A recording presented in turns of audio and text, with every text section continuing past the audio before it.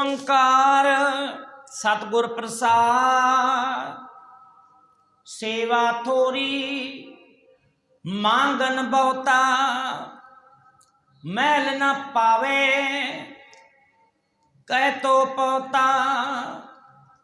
सेवा थोड़ी मांगन बहुता, महल न पावे कह तो पौता।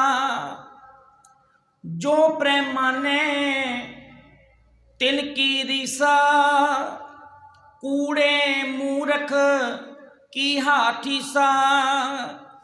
रहाओ भेख दिखावे सच ना कमावे, कह तो महली निकट ना आवे।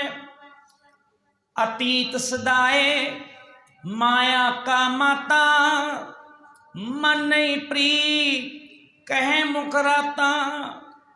कहो नानक प्रभ बिनो सुनीजे, कुचल कठोर कामी मुकत कीजे।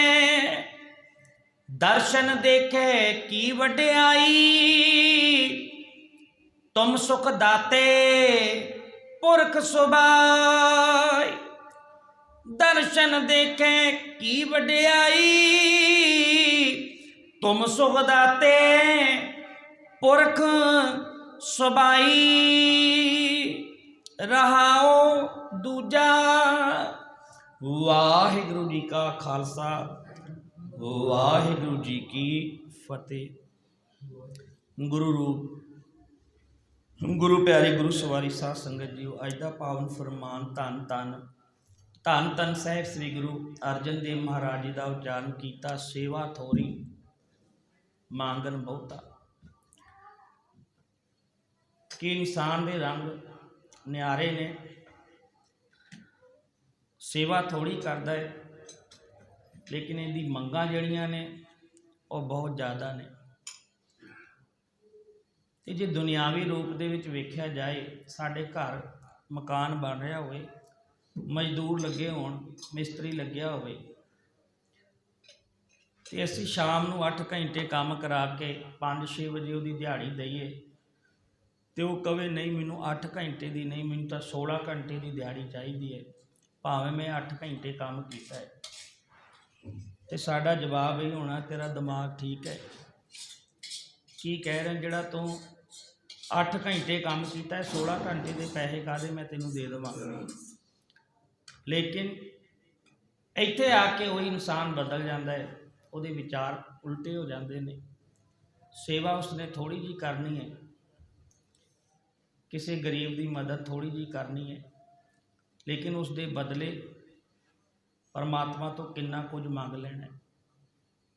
परमात्मा नूं तां कोई फर्क नहीं पैंदा, उहदे ते भंडारे भरपूर ने, वो तो दींदा दे लैंदे थक पाए, जुगा जुगंतर खाई खाए। लेकिन इंसान अपना ही बनाया होया रूल आप ही तोड़ता है। जो प्रेमाने तिनकी रीसा। तो दूजा की करता है, जिहड़े परमात्मा दे प्यारे ने, भगत ने, उन्हां दे वर्गे कपड़े पा के, उहो जिहा भेस बना के ते लोकां नूं धर्मी नज़र आउणा चाहुंदा है। लेकिन धर्म जिहड़ी है, धर्मी बंदे की निशानी कपड़ियां नाल नहीं, उहदे सुभाव नाल पता लगदी है कि उहदे नाल बैठ के मन नूं टका मिलता है, वो बैठ के गुरु की गल्लां करदा है, या फिर केवल उन्हें भेख ही इस तरह का पाया, भेख दिखावे सच ना कमावे। जिदा अजकल हो रहा है, असी आम वेख रहे हैं, बाणे भी पाए ने, किरपाना भी पाइया ने, दुमाले भी बन्ने हुए ने, पग्गां भी बन्नियां ने, उत्तों सारे ककार पूरे ने, लेकिन अंदरों कोई कोई पूरा है, बाकी सारे अधूरे।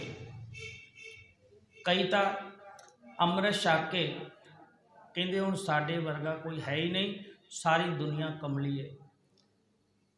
मैं कल भी पढ़ के हैरान होया कि एक घर दे विच विआह सी बच्ची दा, ते जवाई नूं भी विआह ते घर विच बुलाया अपने। ते तुहानूं जिस तरह पता है, जवाई जिहड़े ने वो ज़्यादातर विआहां दे विच ਛੇਤੀ ਨਾਰਾਜ਼ ਹੋ ਜਾਂਦੇ ਨੇ ਜੇ ਥੋੜ੍ਹੀ ਪੁੱਛ-ਗਿੱਛ ਨਾ ਹੋਵੇ। ਇੱਕ ਸੁਭਾਵਿਕ ਗੱਲ ਹੈ। ਅਤੇ ਦੂਜਾ, ਹੁਣ ਨਵਾਂ ਅੰਮ੍ਰਿਤ ਛਕ ਲਿਆ, ਉਹਨੇ ਵੇਖਿਆ ਵਿਖਿਆਈ ਕਿਤੇ ਅੰਮ੍ਰਿਤ ਸੰਚਾਰ ਹੋ ਰਿਹਾ ਸੀ, ਉਹਨੇ ਕਿਹਾ ਚਲੋ ਮੈਂ ਵੀ ਛਕ ਲਵਾਂ। ਮਨ ਨੂੰ ਤਿਆਰ ਨਹੀਂ ਕੀਤਾ ਹਾਲੇ। ਹੁਣ ਕਹਿੰਦਾ ਮੇਰੇ ਤੋਂ ਵੱਡਾ ਕੋਈ ਹੈ ਹੀ ਨਹੀਂ, ਮੈਂ ਤਾਂ ਅੰਮ੍ਰਿਤ ਛਕ ਲਿਆ ਅਤੇ ਹੁਣ ਤਾਂ ਮੈਨੂੰ ਵਿਆਹ ਵਾਲਾ ਘਰ ਹੈ, ਉਹ ਵਿਚਾਰੇ ਆਪੋ ਆਪਣੇ ਕੰਮੇ ਲੱਗੇ ਨੇ, ਉਹਨੇ ਜਵਾਈ ਜਿਹੜਾ ਹੁਣ ਤੰਗ ਕਰਦਾ ਹੈ। ਕਹਿੰਦਾ ਨਹੀਂ, ਮੇਰੇ ਭਾਂਡੇ ਵੱਖਰੇ ਲਿਆਓ, ਚੁੱਲ੍ਹਾ ਅਤੇ ਗੈਸ ਮੈਨੂੰ ਅਲੱਗ ਦੇ ਦਿਓ, ਮੈਂ ਤੁਹਾਡੇ ਕਿਸੇ ਦੇ ਹੱਥ ਦਾ ਨਹੀਂ ਖਾਣਾ, ਮੈਂ ਤਾਂ ਆਪਣਾ ਬਣਾਊਂਗਾ, ਆਪਣਾ ਖਾਊਂਗਾ, ਮੈਂ ਕਿਉਂਕਿ ਅੰਮ੍ਰਿਤਧਾਰੀ ਹਾਂ। ਹੁਣ ਲਿਆ ਕੇ ਦੇ ਦਿੱਤਾ। ਚਾਹ ਬਣਾਉਣ ਧਰੀ, ਚਾਹ ਬਣ ਗਈ ਅਤੇ ਚਾਹ ਪਾਣੀ ਲੈਣ ਗਿਆ, ਉੱਧਰੋਂ ਇੱਕ ਬੱਚੇ ਨੇ ਆ ਕੇ ਪਤੀਲੇ ਨੂੰ ਮਾੜਾ ਜਿਹਾ ਹੱਥ ਲਾਤਾ। ਇਹਦੇ ਵਿੱਚ ਗੁੱਸਾ ਆ ਗਿਆ, ਕਹਿੰਦਾ ਹੁਣ ਇਹ ਚਾਹ ਤਾਂ ਖਰਾਬ ਹੋ ਗਈ, ਜੂਠੀ ਹੋ ਗਈ, ਅਪਵਿੱਤਰ ਹੋ ਗਈ, ਮੇਰਾ ਅੰਮ੍ਰਿਤ ਟੁੱਟ ਜਾਣਾ ਜੇ ਮੈਂ ਇਹ ਚਾਹ ਪੀ ਲਈ। ਚੁੱਕ ਕੇ ਸਾਰੀ ਚਾਹ ਡੋਲ ਦਿੱਤੀ, ਮੁੜ ਕੇ ਫਿਰ ਬਣਾਈ, ਫਿਰ ਪੀਤੀ ਅਤੇ ਘਰ ਦੇ ਵੀ ਦੁਖੀ ਹੋ ਗਏ। ਫਿਰ ਦੁਪਹਿਰ ਨੂੰ ਰੋਟੀ ਬਣਾਉਣ ਲੱਗਿਆ, ਕਹਿੰਦਾ ਮੈਨੂੰ ਤਾਂ ਖੇਤ ਦੀ ਸਬਜ਼ੀ ਚਾਹੀਦੀ ਹੈ, ਬਾਜ਼ਾਰ ਵਾਲੀ ਤੇ ਪਤਾ ਨਹੀਂ ਕਿਹੜੇ ਕਿਹੜੇ ਹੱਥ ਲੱਗਦੇ ਨੇ। ਹੱਦ ਹੋ ਗਈ। ਘਰ ਦੇ ਪਰੇਸ਼ਾਨ ਹੋ ਗਏ, ਆਖਿਰ ਹੱਥ ਜੋੜਿਆ, ਭਰਾਵਾ ਇਹੋ ਜਿਹਾ ਕਿਹੜਾ ਅੰਮ੍ਰਿਤ ਛਕ ਲਿਆ ਜੋ ਤੈਨੂੰ ਭਾਂਡੇ ਵੀ ਵੱਖਰੇ ਚਾਹੀਦੇ ਨੇ, ਚੁੱਲ੍ਹਾ ਵੀ ਵੱਖਰਾ ਚਾਹੀਦਾ, ਗੈਸ ਵੀ ਵੱਖਰਾ ਚਾਹੀਦਾ ਤੈਨੂੰ। ਗੁਰੂ ਨਾਨਕ ਨੇ ਤੇ ਨਹੀਂ ਮੰਗਿਆ ਕਦੇ ਕਿਤੇ ਵੀ ਜਾ ਕੇ ਕਿ ਮੈਨੂੰ ਵੱਖਰੇ ਭਾਂਡੇ ਦੇ ਦਿਓ ਅਤੇ ਮਰਦਾਨਾ ਚੁੱਲ੍ਹਾ ਤੂੰ ਵੱਖਰਾ ਜਲਾ। ਗੁਰੂ ਗੋਬਿੰਦ ਸਿੰਘ ਨੇ ਨਹੀਂ ਮੰਗਿਆ ਕਿ ਮੈਂ ਕਿਸੇ ਹੱਥ ਦਾ ਨਹੀਂ ਖਾਣਾ, ਤੂੰ ਕਿਹੜਾ ਅੰਮ੍ਰਿਤ ਛਕ ਲਿਆ। ਆਖਿਰ ਉਸ ਬਜ਼ੁਰਗ ਨੇ ਘਰ ਦੇ ਜਿਹੜਾ ਵੱਡਾ ਸੀ ਉਹਨੇ ਕਹਿ ਦਿੱਤਾ ਹੱਥ ਜੋੜ ਕੇ, ਕਹਿੰਦਾ ਭਰਾਵਾ ਇੱਕ ਤਾਂ ਵਿਆਹ ਵਾਲਾ ਘਰ ਹੈ, ਦੂਜਾ ਤੂੰ ਪਤਾ ਨਹੀਂ ਕਿਹੜਾ ਅੰਮ੍ਰਿਤ ਛਕ ਲਿਆ ਕਿ ਇੱਕ ਸ਼ਰਾਬੀ ਨੂੰ ਸਾਂਭਣਾ ਸਾਡੇ ਵਾਸਤੇ ਸੌਖਾ ਹੈ। ਕਹਿੰਦਾ ਉਹਨੂੰ 2 ਪੈਗ ਜ਼ਿਆਦਾ ਦੇ ਦਈਏ, ਉਹਨੇ ਮੰਜੇ ਦੇ ਵਿੱਚ ਸਿਰ ਫਸਾ ਲੈਣਾ ਅਤੇ ਇੱਕੋ ਜਗ੍ਹਾ ਪਿਆ ਰਹਿਣਾ। ਤੂੰ ਤਾਂ ਸਾਨੂੰ ਕਮਲੇ ਕਰ ਦੇਣਾ, 3 ਦਿਨ ਹੋ ਗਏ ਤੁਸੀਂ, ਅਤੇ ਤੁਸੀਂ ਇੱਦਾਂ ਕਰੋ, ਤੁਸੀਂ ਫਿਰ ਜਿੱਥੇ ਅੰਮ੍ਰਿਤ ਛਕਿਆ ਆਪਣੇ ਬਾਬਿਆਂ ਕੋਲ ਹੀ ਜਾਓ ਅਤੇ ਅੱਡ ਆਪਣੀ ਰੋਟੀ ਬਣਾਓ, ਸਾਡੇ ਵੱਸਦਾ ਨਹੀਂ। ਕਹਿੰਦੇ ਜਿਹੜੇ ਤੁਸੀਂ ਦੁੱਧ ਤੂੰ ਕਹਿ ਰਿਹਾ ਕਿ ਮੈਨੂੰ ਪਵਿੱਤਰ ਚਾਹੀਦਾ ਹੈ, ਕਹਿੰਦੇ ਜਿਹੜੇ ਚਾਹ 'ਚ ਦੁੱਧ ਹੁਣ ਤੂੰ ਪਾ ਕੇ ਪੀਤਾ ਹੈ, ਪਤਾ ਹੈ ਤੈਨੂੰ ਪਹਿਲਾਂ ਬਛੜੇ ਨੇ ਇਹਨੂੰ ਜੂਠਾ ਕੀਤਾ ਹੈ, ਅਤੇ ਫਿਰ ਤੂੰ ਕਿੱਦਾਂ ਕਹਿ ਸਕਦਾ ਹੈ। ਅਤੇ ਬਾਣੀ ਕੀ ਕਹਿੰਦੀ ਹੈ, ਕਹੋ ਪੰਡਤ ਸੂਚਾ ਕੌਣ ਥਾਉ, ਜਹਾਂ ਬੈਸ ਹੋਂ ਭੋਜਨ ਖਾਉ। ਕਹਿੰਦੇ ਕਿਹੜੀ ਜਗ੍ਹਾ ਹੈ, ਕਿਹੜੀ ਚੀਜ਼ ਹੈ।